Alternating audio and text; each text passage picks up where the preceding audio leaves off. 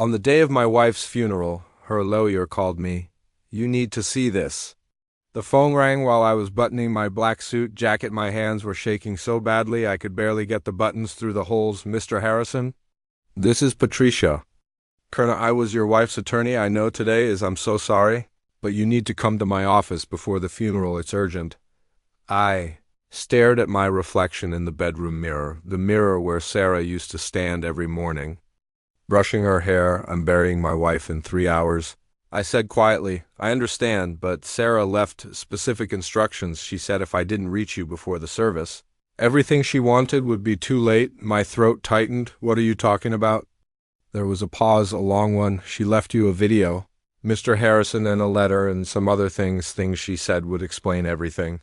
My name is David Harrison. I'm 46 years old. 3 days before that phone call, my wife of 22 years died in a car accident on Route 9. Black ice, a guardrail, gone in seconds. We were high school sweethearts. Married at 24, no kids. We tried for years. But it just never happened, so it was always just this me and Sarah. She was a 4th grade teacher, the kind everyone loved, the kind who stayed late to help struggling kids, who bought school supplies with her own money, who remembered every student's birthday. I'm a mechanical engineer at a manufacturing plant.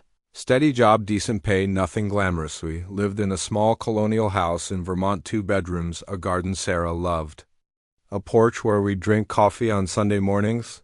It wasn't a perfect marriage, but I thought it was a good one. I thought I knew Harry. Almost didn't go to the lawyer's office. I had a funeral to attend, a eulogy. I hadn't finished writing. Family flying in from 3 states, but something in Patricia Kern's voice made my stomach turn. Things she said would explain everything. Explain what?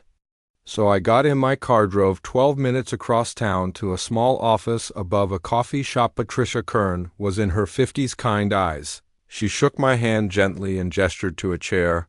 I'm so sorry for your loss, David. Thank you, I said automatically. She sat across from me and folded her hands on the desk. Sarah came to see me 6 months ago. She updated her will, set up some accounts, and she left specific instructions that if anything happened to her, I was to contact you immediately before the funeral. I blinked. 6 months ago? Why? Patricia slid a sealed envelope across the desk. She said you'd have questions. She said this letter would help, but she also recorded a video. She wanted you to watch it first. My chest felt tight. A video? Patricia turned her laptop toward me. On the screen was a paused image of Sarah. She was sitting in this same office, wearing the blue blouse I'd given her for Christmas. Her hair was pulled back. She looked calm, but her eyes were red like she'd been crying. I'll give you privacy, Patricia said softly. And she left the room. I stared at the screen. My hand hovered over the keyboard, and then I pressed play. Sarah's face filled the screen. She took a breath, smiled a little, that sad smile I'd seen 1,000 times, but never understood. Hi, David, she said. Her voice cracked my chest open. If you're watching this, then I'm gone, and I'm so sorry. I didn't want it to be this way. I wanted more time. I wanted to tell you everything in person, but I ran out of time. She wiped her eyes. I need to tell you something I should have told you years ago, something I was too scared to say, too ashamed. I leaned closer. David, I had a daughter. The room tilted. Her name is Emily. She's 23 now. I gave her up for adoption when I was 17. Before I met you, before everything, I couldn't breathe. I never told you because I didn't know how. I thought if you knew I'd given up a baby, you'd think I didn't want kids with you, or that I was broken, or that I'd lied about who I was. She covered her face with her hands for a moment. But 6 months ago, Emily found me. She hired a search agency. She wanted to meet me. Sarah's voice broke, and I met her. David, I met our daughter, and she's beautiful. She's smart and kind and funny. She looks just like my mom, and she didn't hate me. She just wanted to know me. Tears were streaming down my face now. We've been talking, meeting for coffee. I wanted to tell you so many times, but I was terrified. Terrified you'd be angry. Terrified you'd feel betrayed. Terrified I'd lose you. She looked directly into the camera. But now I'm gone, and Emily is out there alone. She knows I died. Patricia will have told her by now. And David, she's your family too, if you'll have her. Sarah wiped her eyes again. There's money in an account. It's for her, for college, for whatever she needs. But more than that, I'm asking you to meet her, to give her a chance. She's not asking for a father. She just wants to not be alone. She smiled through her tears. I love you, David, I always have. I'm so sorry I kept this from you, but please don't let my fear ruin this. Don't let her lose both of us. The video ended. I sat there staring at the black screen. My wife had a daughter she'd hidden from me for 22 years, a daughter she'd been meeting in secret for 6 months. So I didn't know whether to scream or cry or throw the laptop across the room. Patricia came back in quietly. There's more, she said gently. She handed me the envelope. Inside was a handwritten letter. Sarah's handwriting, the same looping script she used on birthday cards. David, I know you're angry. I know you're hurt. You have every right to, but please read this. When I was 16, I got pregnant by a boy I barely knew. My parents kicked me out. I lived with my aunt. I gave birth alone. I held Emily for 10 minutes. And then I signed the papers. I thought I'd never see her again for years. I buried it. I told myself it didn't count, that she wasn't really mine, that I'd done the right thing. But when you and I couldn't have kids, it broke me because I'd already had one and I'd given her away. I couldn't tell you. I thought you'd leave, but then Emily found me and I got a second chance not to be her mom. I lost that right, but to know her, to tell her I'm sorry, to tell her she mattered. If you meet her, you'll understand, please. David, do this for me. She's staying at the Hilton on Maple Street, room 302. Patricia has her number. I love you, Sarah. I sat in that office for 20 minutes. Patricia brought me water. Take your time, she said, but I didn't have time. I had a funeral in 2 hours. Does anyone else know? I asked finally. No, Sarah wanted you to decide how to handle it. I rubbed my face. What am I supposed to do with this? Patricia's expression softened. That's up to you, David, but Sarah believed you'd do the right thing. I laughed bitterly. The right thing? She lied to me for 22 years, and I'm supposed to just what? Adopt her guilt? No, Patricia said quietly. You're supposed to meet a young woman who just lost the only birth parent she ever knew, and decide if you want to be there for her. I went to the funeral. I stood at the front of the church and delivered a eulogy. I barely remember. I shook hands. I accepted casseroles. I thanked people for coming, but the whole time I kept thinking about room 302. Sarah's family. Was there her sister, her parents? Did they know? I looked at their faces, red, swollen, devastated. Kept this from everyone. After the burial, after the reception, after the last guest left, I sat alone in our living room. The house was so quiet. I pulled out my phone. Patricia had texted me a number. Emily Carter. She knows you might. Callie stared at it for an hour, and then I dialed. She answered on the second ring. Hello? Her voice was young, nervous. Hi, this is David Harrison. I was Sarah's husband. Silence, then softly. Hi. Sorry, I said. I don't really know what to say. Me neither. I closed my eyes. Did you go to the funeral? No, she said. I didn't think I should. I didn't want to intrude. You wouldn't have been intruding. Another silence. She talked about you. Emily said suddenly. A lot. She said you were the kindest man she'd ever met. She said you deserved better. Then my throat closed. That's not true. She thought it was. I didn't know what to say. Can I meet you?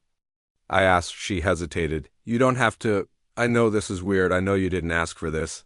Neither did you. I said. No, she admitted, but I'd like to, if you're sure. I'm not sure about anything. I said honestly, but Sarah asked me to, and I think I need to. We met the next morning at a diner near her hotel. I got there early, ordered coffee I didn't drink, and then she walked in. He knew it was her immediately. She had Sarah's eyes, the same green-gray, the same shape, but everything else was different. Dark hair, taller, sharper features. She saw me and froze. I stood up. Emily? She nodded. We sat down across from each other for a long moment. Neither of us spoke. You look like her, I said. Finally, people say that. She said quietly. Did you have a good relationship with Sarah? Emily's eyes filled with tears. I only knew her for 6 months, but yeah, she was amazing. She told me about her students, about you, about her garden. She showed me pictures. She said she wished she could go back and choose differently. Did she say why she gave you up? Emily nodded. Her parents, they didn't give her a choice. She was 16 alone. She thought adoption was the only option. I felt a wave of sadness. She never told me. She was ashamed. Emily said, she thought you'd think less of her. I wouldn't have. I know. Emily said, she knew that too eventually. That's why she recorded the video she was going to tell you. She just ran out of time.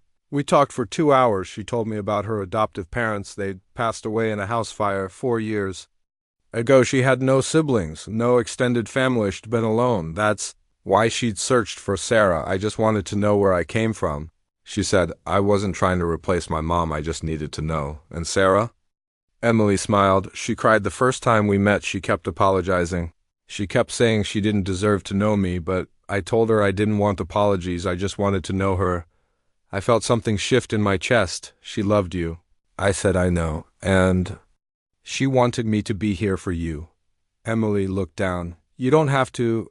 I'm not asking for anything. I just wanted to meet you to say thank you for being good to her. What are you going to do now? I asked. She shrugged. Go back to Boston, finish my degree work. I don't know. Alone? She met my eyes. I've been alone before that night. I sat in Sarah's garden, the one she'd spent years building roses, lavender, daisies. I thought about all the secrets she'd carried, the daughter she'd lost, the guilt she'd buried, the fear that kept her silent, and I realized something. Sarah hadn't lied to hurt Mesh, lied because she was terrified of losing me, and now she was gone, but Emily was still here. I called her the next morning. Emily?